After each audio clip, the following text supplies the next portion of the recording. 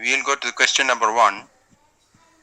28-year-old male carpenter who complains of pain over neck and shoulders 3 months back and got relieved. Now he has come with weakness of right upper limb. On examination, he has wasting of supraspinatus, infraspinatus and deltoid muscle. Wasting of the muscles are present along with the weakness and sensory loss seen over lower deltoid. Bicep jerk is not seen. What's your diagnosis? We have a couple of options here: disc prolapse, syringomyelia, anterior horn cell disease, and brachial neuritis.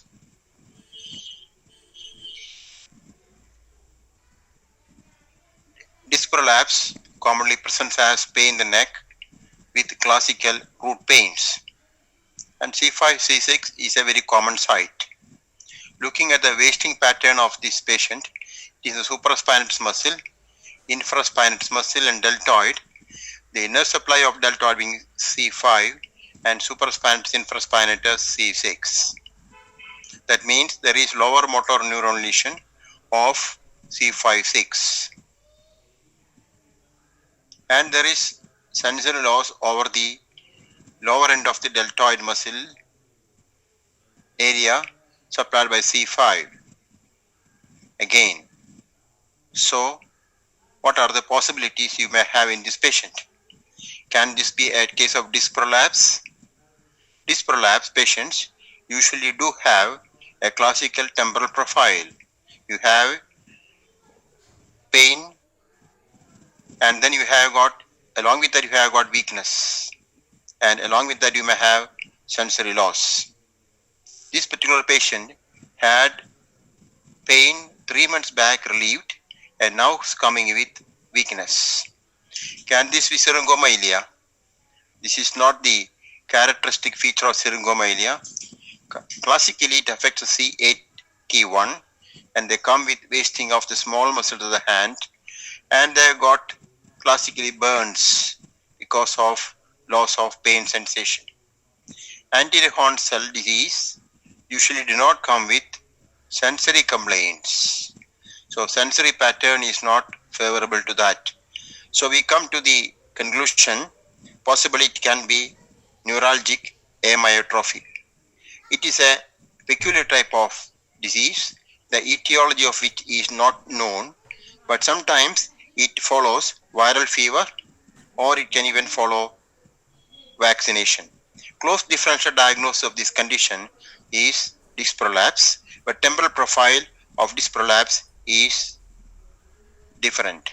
Pain of disc prolapse increases on movements of the neck, not so in case of disc prolapse. Commonly, disc prolapse affects a single nerve root and you have only single nerve involvement, unlike a brachial neuritis where multiple nerves can be seen. So, we conclude that this is a case of brachial neuritis. It is a situation where you find patient comes with pain, subsequently they come with wasting and lower motor type of lesion. It is a self-limiting disease and after many months the patient may recover. You have different names for this condition. Some people call as neuralgic amyotrophy, others may call it as Parsonage-Turner syndrome. Basically, it's a disease affecting the shoulder muscles and parascapular muscles, rhomboids, supraspinatus, infraspinatus. And you may also do a nerve condition study to confirm your impression.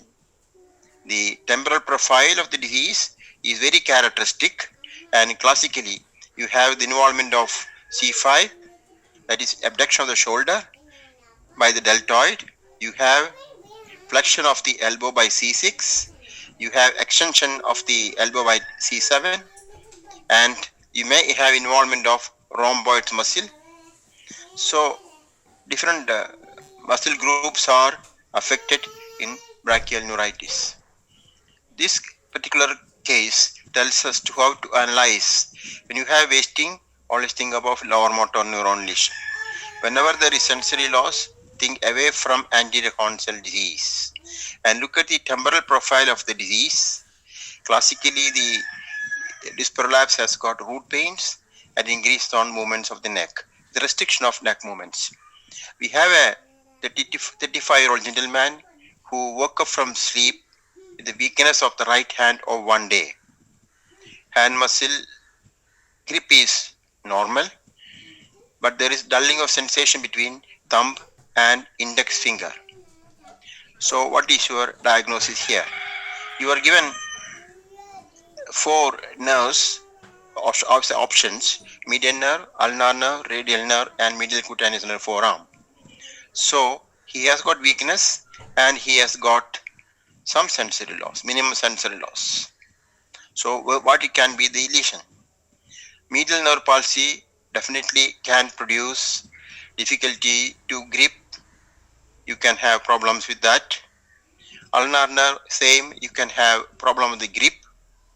What about radial nerve palsy? Radial nerve palsy, they complains of weakness because for effective grip, you require dorsiflexion of your wrist. In the absence of ability to extend the wrist, they may have difficulty to hold objects tightly, so they complain of weakness. But if you closely look at different muscles, you will find that once you dorsiflex the wrist a bit, their capacity to grip becomes normal. And looking at the sensory loss, medial nerve sensory loss is the 3.5 fingers in the lateral side, median nerve distribution. Ulnar nerve will be 1.5 fingers, and radial nerve classically produces the sensory loss of the area between thumb and index finger. So here is a patient who woke up from sleep to find he has got radial nerve palsy. So here the diagnosis is radial nerve palsy. 29 years old homemaker who complains of paresthesia of the right upper limb. Again, she woke up from sleep to find this weakness, and she has weakness of the little finger. Abduction is bit weak, and there is dulling of sensation of the little finger and medial side of the palm and forearm. What is your diagnosis? The options are ulnar nerve, T1 root involvement, medial nerve palsy, medial cutaneous nerve of forearm involvement. What are the possibilities? Ulnar nerve can produce weakness of the little finger. Dullness of sensation over the little finger can be affected in ulnar nerve, and medial side of the palm can be affected in ulnar nerve. But what about the forearm? Forearm is not supplied by ulnar nerve. The ulnar nerve sensation stops at the level of the wrist. So the medial cutaneous nerve of the forearm supplies the medial side of the forearm. So it is not ulnar nerve palsy. And medial nerve palsy characteristically produces sensory loss over the lateral 3.5 fingers. So obviously the common denominator here will be a T1 root involvement. So medial cutaneous nerve forearm supplies only the medial cutaneous nerve on the medial side of the forearm. The ulnar nerve is also affected, so part of the T1 is the culprit in this case. 32-year-old executive complains of progressive thinning of right upper limb. On examination, whole limb is wasted. At the same time, the reflexes are preserved. Fasciculations are present. No sensory loss. All other limbs and cranial nerves, everything is normal. What is a possible diagnosis? Syringomyelia, brachial plexus injury, anterior horn cell disease, cervical spondylosis. Wasting indicates LMN lesion. LMN lesion classically produces absence of deep tendon jerks. Here, deep tendon jerks are preserved. First possibility, syringomyelia classically will have absence of reflexes on the upper limb. Brachial plexus injury affecting C5, C6, 7. Obviously, it must affect biceps, triceps, and supinator reflexes. Anterior horn cell disease is well known to have a combination of UMN and LMN lesion, and that is acceptable here.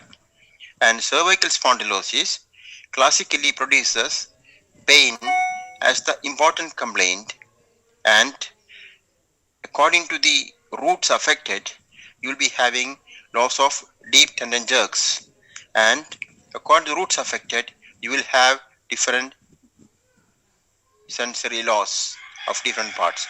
So this is again application of basic thing, namely LMN lesion, characteristic features, wasting, hypotonia, absent reflexes.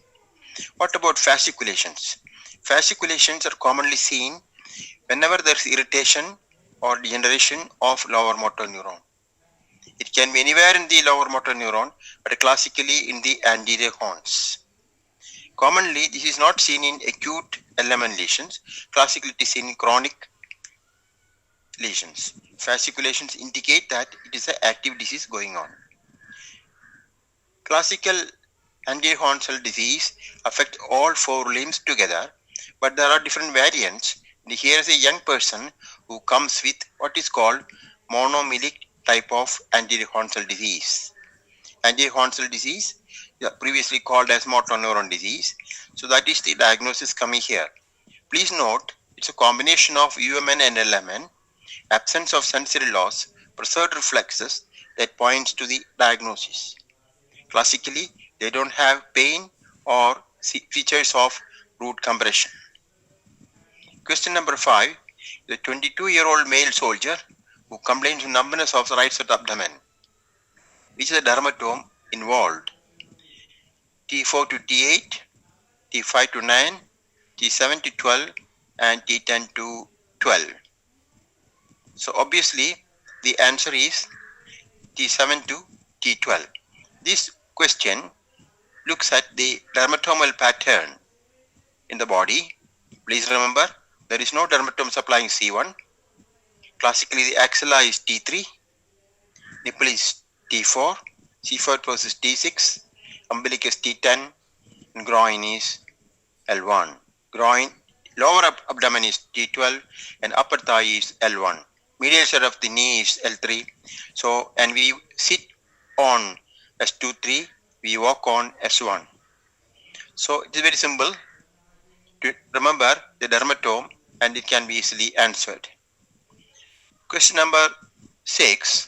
So, 25-year-old head load worker who complains of pain, right lower limb, and difficulty to walk. He has got foot drop. His ankle jerk is lost. He has sensory loss over the toe, little toe, and back of leg. And what is your diagnosis? Tibial nerve palsy, sciatic nerve palsy, common peroneal nerve palsy, L1 root palsy. This question is relatively straightforward. He is a head load worker. He is a person who is likely to suffer with disc prolapse. Also, he is likely to suffer with cervical spondylosis. It can be in the lumbar region. It can be cervical region. Here it is all in the lumbosacral area, and it's a classical presentation of sciatic nerve. He has got foot drop. Foot drop can also occur in simple, straightforward upper motor neuron lesion like hemiplegia, where classically you get exaggerated reflexes and upgoing plantar. Here, the distribution of the sensory loss is classical, and he has got absence of ankle jerk. So this points to diagnosis of sciatic nerve palsy. If it would have been a common peroneal nerve palsy, it would have been eversion is more commonly affected with foot drop, and sensory loss will be along the peroneal nerve on the lateral side of your leg. So the answer here is sciatic nerve palsy, possibly because of disc prolapse. Look at a footballer who is 26 years old, who again complains of backache radiating to foot. This type of pattern is classical for root pains, and he has weakness of abduction of the hip, foot drop on the right side, deep tendon jerks are normal, numbness of the space between big toe and second toe and dorsum. And what's your possible diagnosis? So here again it is a case of disc prolapse. So he has numbness of space between big toe and second toe, and this is supplied by L5. So L5 is definitely affected. He has abduction of the hip. So we are expected to know about the myotomes also. Here is a abductor of the hip involvement. Classically, it is the gluteus medius and minimus, and the root value of this muscle is L5. So L5 also supplies the dorsiflexors of your foot, so you can have foot drop. So foot drop can occur because of L5 lesion. Unlike a case of sciatic nerve palsy, here specifically you have preserved angle jerk. The root value is S12. It is well preserved, so that is not involved. And selectively you have involvement of muscle supplied by L5 and sensor area supplied by L5. So this is a simple question which can be answered if you know muscle power, root value of each muscle, action of each muscle, and dermatome. Cerebrovascular accident hemiplegia, as you already mentioned, can produce foot drop, but with the UMN signs, not with the LMN signs. Question number 8. 50-year-old female complains of acute onset headache, vomiting, and on examination has signs of meningeal irritation and complete ptosis of right eye. Pupil on right side is dilated and fixed. Eye turned down and out. Diagnosis of subarachnoid hemorrhage is made after lumbar puncture and CT scan. The question is, clinically, where do you localize the lesion? Signs of meningeal irritation points to subarachnoid hemorrhage in this background, and the ptosis of the right eye indicates that the third nerve is affected. Pupil is dilated, meaning thereby there is extensive compression on the third nerve. So surgical pupil, the pupillary fibers are situated on the outside of the third nerve. So whenever there is a pressure effect from outside, you get dilated pupil. So there's a pressure effect maybe because of the aneurysm. So which vessel is the culprit? That is the question. So we are localized to third nerve. So it does not come in near to anterior communicating artery aneurysm, which will produce ebulia. Middle cerebral artery aneurysm will produce spasm and produce hemiparesis. And posterior communicating artery aneurysm classically present this fashion. So diagnosis of subarachnoid hemorrhage can be easily localized when there is a history like this. It's a clinical diagnosis that can be confirmed with CT scan. Let's go to question number 9. This is a 27-year-old alcoholic who complains of weakness of all 4 limbs of 1 day duration. He has mild bilateral ptosis with diplopia, hypotonia and areflexia of the all 4 limbs, and muscle power proximally 3 and distally 4, and he has got ataxia. What are the possibilities we have? Peripheral neuropathy, myasthenia gravis, Miller-Fisher variant of LGB, or Wernicke's encephalopathy. Peripheral neuropathy is possible in an alcoholic. It classically presents as pins and needles of the extremities, and cranial nerves are very rarely affected. Myasthenia gravis can occur. Usually it is a insidious onset disease taking few weeks, and bilateral ptosis is possible in this background.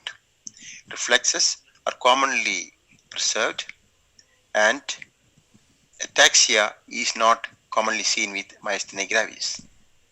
Miller-Fisher variant of LGV is possible, and Wernicke's encephalopathy is usually characterized by encephalopathy as an important feature.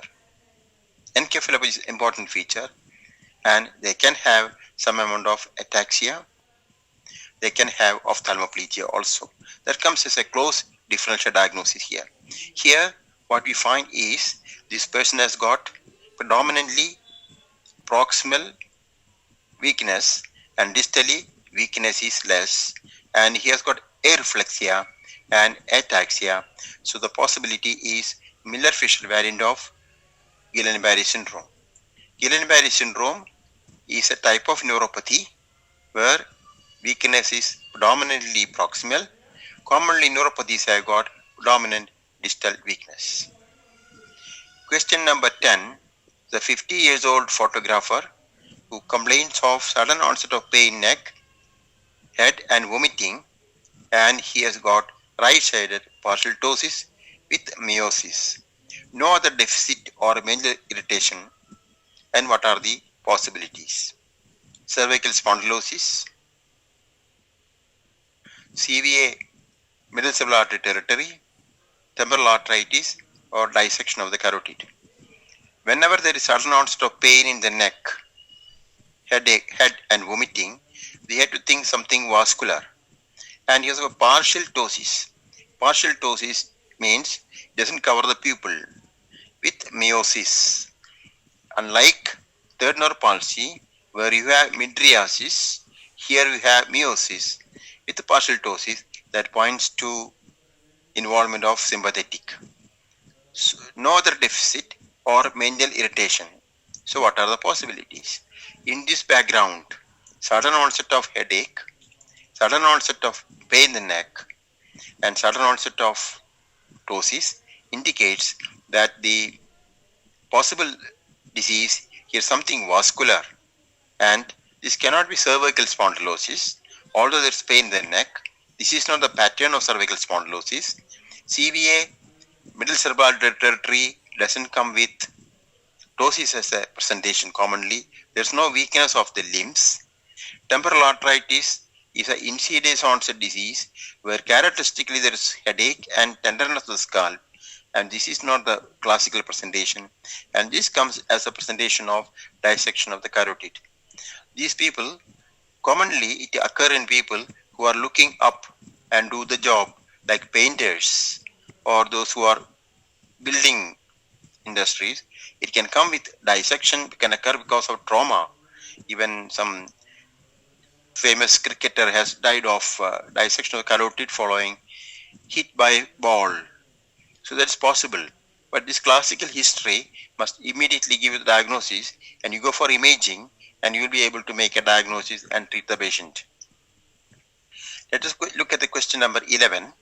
The 27-year-old male who complains of pain neck radiating into interscapular area one day, it increases on hanging down the limb and relieves on resting the hand over the head. On examination, there is numbness of the index finger and thumb. What are your possible diagnoses? 1. Cervical spondylosis. Cervical spondylosis is a chronic disease. It's an insidious onset of the disease. It can occur in any age, but commonly as age advances, it increases and usually presents as pain on movement of the neck. It has no acute onset. Root lesion of C7-8. If you look at your hand, your index finger and thumb are supplied by 6. Your middle finger is supplied by C7, and other two, ring finger, little finger, supplied by C8. So, how to remember? If you remember this, easy to localize this condition here because numbness of index finger and thumb. So C5-6 is the culprit here. So if you look at the cervical spine, C7 has got largest vertebra and largest spinous process. It jets backwards and you can feel with your hand your own C7. So always remember C7 is the longest root. So it supplies the longest finger, middle finger. The two fingers lateral to it are 6 and two fingers middle to it are 8. That's how you memorize it. So once somebody comes with C5, 6 dermatomal involvement, you know that is the possible diagnosis here. So most of the cases we describe today are exclusively based upon neuroanatomy, clinical neuroanatomy, applied neuroanatomy, where you are localizing everything based upon nerve supply, roots, dermatome, and myotome. Thank you.